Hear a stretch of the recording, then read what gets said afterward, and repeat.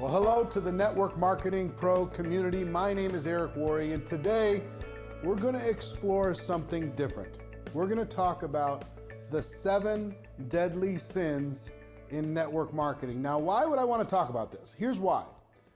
If you're going to be around this profession for a while, wouldn't it be helpful to know some of the things to avoid? Wouldn't it be helpful, if you're going to have a long career here, to understand the things that will absolutely rip an organization apart, will take your efforts and diminish those efforts? Wouldn't it be important to know that? And maybe if you're engaging in one or more of these activities now and you don't even realize that they are deadly to your long-term success, wouldn't it be helpful to know? Yeah, I've been involved in the network marketing profession since 1988, a long time. I've engaged in almost all of these 7 deadly sins. So I know from experience that if you're around long enough, you're going to have the temptation. Sometimes it's because of ambition. Sometimes it's just because of lack of knowledge. But after watching this video today, you won't have the lack of knowledge anymore. You'll at least know the things that over time will have a negative impact on your business. I want you to become network marketing professionals. I want you to go to the top. I want you to have a smooth career. I want you to build something and have it last for a long time. So let's talk about deadly sin number 1. Deadly sin number 1 is overinflating your product or your opportunity. We've talked about this before, this idea of hyping up the product is magical cures and using language that you shouldn't use when it comes to what your product can do or cannot do. Making sure that you're in alignment with what your company says that you can claim when it comes to your product. When you overinflate it in order to get a customer or in order to sign up a distributor, and you know you're overinflating it, it eats at you and it also affects your credibility. Now, when it comes to the opportunity, it's very subtle how this happens. Usually it starts with kind of exaggerating your income. You take your best month and you tell everybody that's what you're making all the time. Maybe you only made that one month because of a special bonus or something. You lie about your income. Or somebody else maybe tells a friend in front of you, they tell a friend about how much you're making and it's more than what you're making and you don't correct them. And when you don't correct them, all of a sudden now you find yourself painted into this box where you are living a false reality and you're promoting a false reality. Maybe you've qualified at one rank 1 month, but then you drop down a couple ranks, which is normal. It happens all the time. Nothing to be ashamed of. But you're telling the world that because you qualified that 1 month at that rank, that you are kind of earning more than you're actually really earning. Just understand this. Inside of network marketing, the truth is enough. There's no need to exaggerate your success. There's no need to exaggerate the quickness of success of other people in the organization. There's no need to exaggerate or take one person that had magical success and make them the entire story for the whole company. The truth is enough when it comes to the financial opportunity. The truth is enough when it comes to your products. When you engage in overinflation and exaggeration, it has an impact on your organization. And people start saying, man, everybody's saying this, but I know it's not true. Everybody's claiming that, but I know it's not true. This person's saying they're making this amount of money, but they know it's not true. And once they have that knowledge, that untruth, lies are being allowed within the culture, it starts to erode their self-esteem. The truth is enough. It's okay. Okay? So deadly sin number 1 is overinflating product or opportunity. Deadly sin number 2, and I've struggled with this one my entire career in network marketing. When I built in the field, I'm retired permanently now, doing what I'm doing with you now. But when I built as a distributor in the field, and the biggest thing that I see, whether you're a brand new or you're a more established leader, is inconsistency. Hot and cold, hot and cold. You get all excited, you go to a conference, you get all excited, you come out and you're going to tear up the world. 2 weeks later, you just disappear from your group for a week, 2, 3 weeks. Then you re-engage. Hey, we're going to go after it this weekend. and you go after it for 3 days, and then boom, you're gone for 2 weeks. So rather than putting in a consistent effort in the hours that you have, you're hot and cold. And what happens when a person is hot and cold is the team starts to lose faith in following their initiative. If you're inconsistent for long enough, you say, hey, everybody, let's go tear it up. And no one will follow because they are afraid that if they do, and you're not going to be there 3 days from now, they're going to be unhappy about that decision. So inconsistency. Now the opposite of all these things is, the right path versus the deadly sin. So inconsistency will crush the efforts of any builder. Be consistent in the hours that you have. So that's deadly sin number 2, inconsistency. Deadly sin number 3 is negativity. Now, it might be a negative posture. You're kind of mopey. You're kind of, always looking at the negative. You like to gossip. You like to talk about other people. You like to spread these little stories around. Or your company goes through changes and you don't handle it very well. You talk about, well, the company screwed up with this, or then my upline screwed up with that. So you talk negatively about other people. You talk negatively about your company if they're going through change, compensation plan, product, something changed and you didn't like it. You tell the world, that becomes part of your brand. Negativity becomes part of your brand. People start knowing you as a negative person. And I will tell you, a leader cannot stay in that negative state and be a leader. You cannot do it. You become somebody that real leaders start to avoid. And that includes the people in your organization. They'll start to avoid you. You say, well, no, but I'm right. The company shouldn't have done this, and I'm right, and the company shouldn't have done that. That's fine. It doesn't matter what happens in your organization. What matters is what you do with what happens, how you respond to what happens. And you can have a choice of having a negative culture, a negative vibe, a negative posture, a negative mindset, or a problem-solving, opportunistic situation when it comes to your mindset. So you can be negative, you can be positive. That's a choice. Negativity will crush an organization. So that's deadly sin number 3. Number 4 is the idea of the week. A leader gets really excited. They get this technique and they just go crazy. And here's the idea. And they tell everybody in the whole organization, here's what we're going to do. A week later, they say, no, now we're not doing that anymore. Now we're going to do this. A week goes by. Oh, that one's old now. Now we're going to do this technique.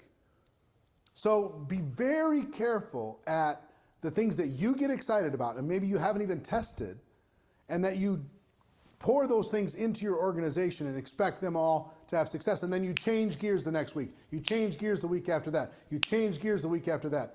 Whatever the system you have, be very slow to change your system. Very slow to change your daily method of operation.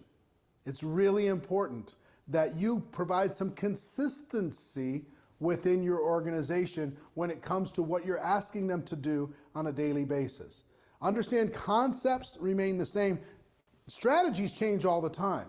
Focus on concepts, come up with whatever the system is within your organization that works, and be very, very slow to make any changes. Even if you had 1 week's worth of success, really test things personally and away from the group before you pour it down into the organization and expect them all to follow. The idea of the week will start to erode people's confidence, and eventually they're not going to take action at all. Okay, so that's deadly sin number 4. Deadly sin number 5. You might not expect me to talk about this, but I'm going to talk about it. Sleeping around within your opportunity, sleeping around within your organization, sleeping around within your company. I've seen it destroy more organizations than you can imagine. Somebody who finds themselves in a situation, whether they are married, in a relationship, not in a relationship, and they find themselves around somebody else that they find attractive, and they decide to take action on that opportunity. And maybe it's somebody in their downline. Maybe it's somebody within their organization. And eventually that turns into whatever it turns into, but there's dynamic that gets dripped into the organization. And then a person, maybe once they do it once, maybe they do it again and again. And pretty soon, especially in leadership, pretty soon everyone in the organization knows. Pretty soon everyone is talking about it. And pretty soon everyone is pulling back and stopping taking action, stopping following that leader because of what happened within the organization. Just be aware of the impact that you will have when you do something like that, okay? Or, and again, this is something just to know about. If there's somebody in your organization that maybe is struggling with this and it's causing challenge within the organization, maybe it's something you can share this video with them. Now, everybody that gets this video shared with you, don't assume that they're thinking you're naturally engaged in one of these. Maybe you are, but even if you're not, it's important to know that these are the things that will really have an impact long-term in your organization. Number 6, deadly sin number 6, stealing distributors. And this one, I've had to struggle with this. I mean, it's not like I was an addict or anything, but here's what would happen. I'd be having a meeting in some area and some prospect would find their way into my meeting. And they would say, hey, nobody invited me. I just found this meeting. And I'm looking for somebody to sponsor me. You know, can you be my sponsor? You know, I live in this town, you live in this town. And instead of saying, no, somebody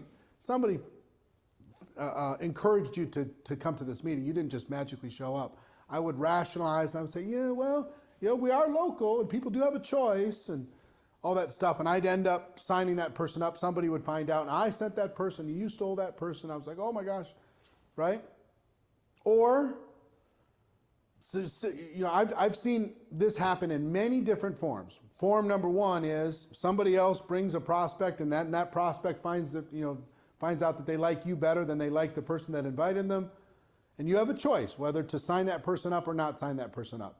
In my opinion, you should never sign that person up. If you didn't bring them to the party, you do not sign them up. Okay? Situation number 2 is somebody within your company. Let's say you develop a great relationship with somebody and they say, oh, I hate my upline. They don't give me any support. They don't help at all. And you kind of go, well, maybe you sign up your spouse. Maybe you sign up one of your kids. Maybe you sign up somebody else and I'll work with you that way. And you kind of circumvent the rules in order to be able to get that person's effort into your organization. It's devastating in its impact of what will happen within the group because everybody's going to find out, trust me. Third instance that this happens is you find somebody who's happy in another company and you engage in an effort to make them unhappy about their decision to be involved in that company. My basic rule is, you know, because people make a decision to go from company to company justifiably sometimes. Sometimes it's the right thing to do, okay? But my rule is don't ever take someone who's happy with another company and engage in conversation and effort to make them unhappy with it. Don't plant the seed of doubt in their minds that they're with the wrong company at the wrong time. If they come over with you, it's going to be amazing. Okay? That's not what we do inside of this profession. So understanding this, I've had that situation. You know, you see a leader someplace. Now, if they're wildly unhappy or if they're leaving their company, or if they've left their company, they're in between companies, then fine. But if they're happy where they are, that's the rule. Don't make them unhappy with their situation in an effort to persuade them to come over into your organization. Okay? And the more you do this, the more you're going to be dealing with reputational issues. People will view you as a pirate. They'll view you as a thief. They'll view you as somebody who lacks integrity. And this is something, again, with my ambition especially early on in my career, with my ambition, I wanted somebody else into my organization and I was prepared to do whatever I needed to do that. The whole whatever it takes is a very dangerous road to go down. Some whatever it takes scenarios are not worth it. Okay? So if to get to the top, you've got to steal from everybody else and you're prepared to do that, I promise you, you're not going to be happy with it. And you're also not going to be happy with the reputation that you gain as a result of engaging in that behavior. So just understand, this is a deadly sin and it will catch up with you. It will build a reputation for you that will start to repel people within your organization and within your peer group inside of this profession. So that is deadly sin number 6. Deadly sin number 7 is distributors who bounce from company to company to company. They're always looking for the situation where the grass is greener. They have lots of fun within an organization when there's lots of momentum and things are working great, but when it becomes work, when it becomes challenging, when it becomes effort, when it's not easy, when everything's not working magically, they tend to pull up the roots that they had planted and go plant them someplace else because they're addicted to the adrenaline of the startup. I have many friends in the profession that they cannot resist. They literally cannot resist. As soon as it gets hard, they're like, well, this other company over here has some momentum, and they pick up camp and they move over to that organization. And if you get caught, now understand, not everybody joins one company, stays with it for the rest of their career. That's fine. But I'm talking about a serial bouncer, people who bounce from company to company to company to company to company to company. It's going to create problems for you. It just is. I'm sad for the people, my friends, that go from opportunity to opportunity to opportunity because they're literally stealing from their future. They're stealing from their residual income. They're stealing from their reputation. And eventually a smaller and smaller group will follow you from the next to the next to the next, and you'll find yourself out of the profession. At least for a time being, until you're ready to come back in and just sink your teeth in and go to work. Understand this, every single company in network marketing is going to have problems. Every single company is going to go through a period of time when it doesn't have momentum. Every single company is going to have situations when they go through change and it's difficult. But moving to another company is not going to change that because the other company is going to have it too. It just might be at different times over the course of a career. Decide the company and the product line that aligns with you and decide that you're going to go through your problems with them instead of looking for a situation where there are no problems because that does not exist. Okay? So don't be a bouncer. Don't bounce from company to company to company. So let's recap these 7 deadly sins. Deadly sin number 1, overinflating your product or your opportunity. Deadly sin number 2, inconsistency. Make sure that you're consistent. You know, number 1, the truth is enough. Number 2, consistency is the name of the game. Deadly sin number 3 is negativity. Decide that you're not going to engage in negative talk, negative posture, negative behavior. You're not going to gossip. You're not going to talk bad about somebody. You're going to be a positive force in the world. So being positive, number 3. Deadly sin number 4, the idea of the week. Every single moment having a new tactic, new strategy. Lock in. Be consistent, be stable within your organization when it comes to a method of operation that you're asking people to do. Deadly sin number 5, sleeping around. What you do outside of your organization is one thing. What you do inside of your organization is a completely different thing. And just understand this, there are no secrets. Everybody eventually knows everything, especially in network marketing. Word gets around. We're professionals at this. Word gets around, and it's not worth the reputational risk. It's not worth the emotional impact within an organization. It's devastating. Deadly sin number 6, stealing distributors. Whether with good intentions or bad, just make a decision that if you didn't bring them to the party, you're not signing them up. And if they're happy with another company, you're not going to make them unhappy with their decision and the position that they find themselves in. You're going to be an ambassador, you're going to be a friend, you're going to pat them on the back. You're going to send them on their way. You're going to be a peer, but not a predator. And deadly sin number 7, bouncing from company to company. Decide to sink your roots deep. You know, there may come a time when you have to make a decision, you have to make a move, but don't be that person that what I see typically is every couple years, they pull up roots and go someplace. Every couple years, they do it again. Don't be that person because it robs you from your future. And it also robs from your reputation, okay? So those are the 7 deadly sins and also some suggestions on what you can do to reverse all of them, build a strong culture, build a great organization, build a great residual future. That's why we do what we do, okay? So if any of these, if you felt emotional when I talked about any of these, if you felt defensive when I talked about any of these, those are for you. Those messages are specifically for you. If you think about people when I talked about any of these, if any of these comes to mind, maybe forward it to them. If there's people who are brand new to the profession, they haven't experienced any of this yet, it's important to understand, here are the landmines within the organization. These are the things to avoid. These are things that all of us together, we could take this profession, take the reputation, takes our standards and practices, and improve around the world, because we do have a gift. You know, these are things involved in any business, but we do have a gift. We have something to offer people. It's our job to, number one, show them the opportunity. Number two, warn them against the things that would be potentially a challenge to their future. So, ladies and gentlemen, my wish for all of you, as always, is that you decide to become a network marketing professional, that you decide to go pro. You decide to avoid the 7 deadly sins and engage in activities that will build you a true future, because it is a stone cold fact that we have a better way. Now let's go tell the world, okay? Everybody have a great day. I'll see you next time. Bye-bye.